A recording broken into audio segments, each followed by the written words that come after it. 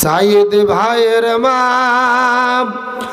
মুগ্ধ ভাইয়ের মা, মালিক ভাইয়ের মা, রোহানি ভাইয়ের মা, তোমরা বড়ই ভাগ্যবতী, আনলে ধরাই দিনের জ্যোতি।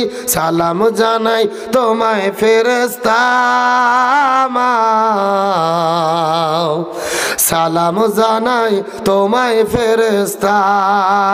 সাইদ ভাইয়ের মা, মুগ্ধ ভাইয়ের মা, মালিক ভাইয়ের মা, নিজামি ভাইয়ের মা, তোমরা বড়ই ভাগ্যবতী, আনলে ধরাই দিনের জ্যোতি। সালাম জানাই তোমায় ফেরেশতা, সালাম জানাই তোমায় ফেরেশতা। যে আল্লাহ তাআলা দোয়া করে, মায়া করে, মহব্বত করে, আরামের ঘুম থেকে পৃথক করে কোরআনের মহব্বতে জান্নাতের বাগানে আসার এবং বসার মতো তৌফিক দান করলেন, সে আল্লাহর প্রতি আপনারা খুশি না বেজার? কম না বেশি?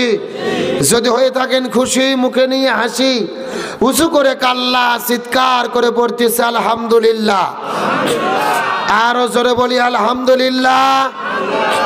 রব্বানা লাকাল হামদ হামদান কাসীরান তাইয়িবান মুবারাকান ফীহি। চিৎকার করে বলতেছে আল্লাহু আকবার। আরো জোরে বলি আল্লাহু আকবার। আল্লাহু আকবার বলতে কি কোনো ভয় আছে? কোনো টেনশন আছে? এই বাংলাদেশে আল্লাহু আকবার বলতেও ভয় ছিল, টেনশন ছিল, যতদিন পর্যন্ত স্বৈরাচার হাসিনা বাংলাদেশে ছিল। আরেকটু জোরে বলেন। এরকম হাজার হাজার মানুষের দরকার নেই। 10 জন মানুষ যদি পাবনা শহরে গিয়ে আল্লাহ তাকবীর দেওয়া হতো, সাথে সাথে প্রশাসনের গোলাগুলি শুরু হয়ে যেত। আর যদি এইরকম মাহফিল করতে চাইতেন, ডিসি অফিস, এসপি অফিস, থানা আর এলাকার ছুটকে ফাটকে তেল তেলা গোয়েন্দার নেতার বাড়ি ঘুরতে ঘুরতে অন্তত 6 জোড়া করে স্যান্ডেল ক্ষয় হতো। এরকম দিনও তো আমরা বাংলাদেশে দেখেছি 3 মাস আগেই। তারপরে পোস্টারের ভেতরে এক নেতার নাম দিলে আর এক নেতার মন খারাপ, আর এক নেতার নাম দিলে আর এক নেতার মন খারাপ। এদের কুকুরের মতো কামড়া কামড়ির কারণে শত শত মাহফিল বাংলাদেশে বন্ধ করে দেওয়া হয়েছে।